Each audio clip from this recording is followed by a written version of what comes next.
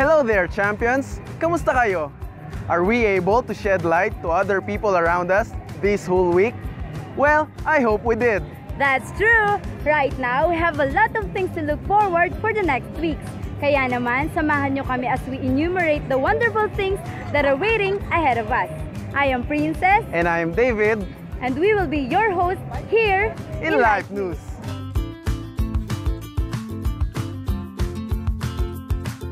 Para sa lahat ng mga disciples who are eager to encounter Jesus, mark your calendar dahil November 11 to 12 ay next batch na ng ating Encounter Weekend. Wow, sobrang excited na ako.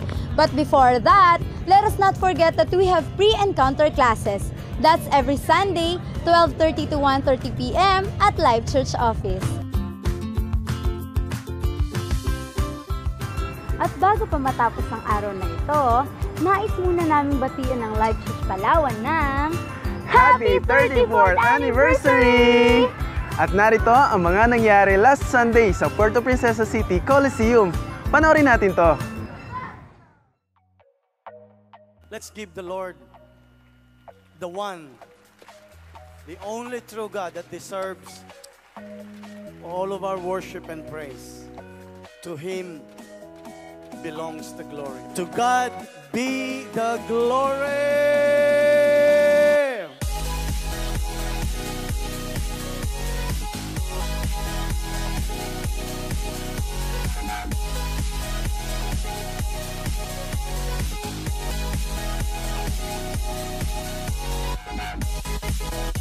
Happy 34th Anniversary! Amen!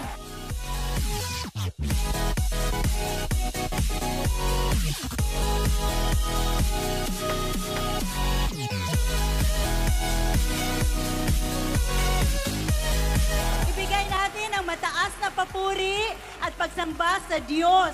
Siya ang may dahilan kung bakit umabot tayo ng 34 years. In the Life Churches, all it started here in 1982. 1982. God is good.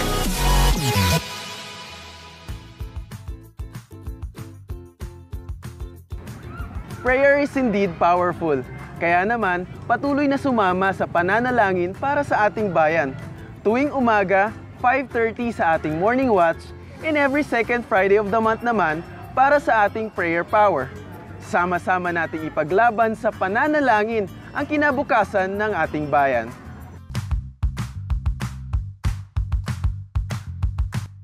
We encourage everyone to take part in G12 National Conference this October 26 to 27. This will be the first time na ang ating senior pastor na si Pastor Anso Benaventura ay part na ng National 12. And we want to show our support by being there. Come and join us!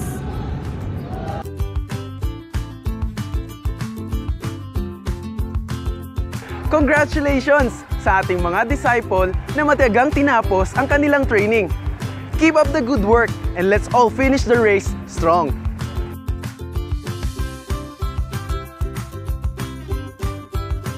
Yan ang mga kaganapan at ang mga dapat nating abangan sa ating tahanan.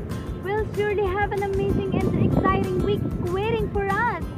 Ngayon naman, maghanda na to learn more and once again be refreshed by the message of our Lord through our speaker for today.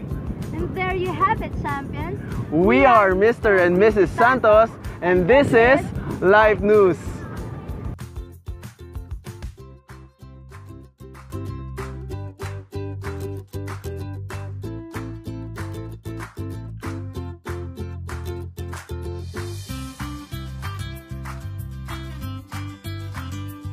This is Live News!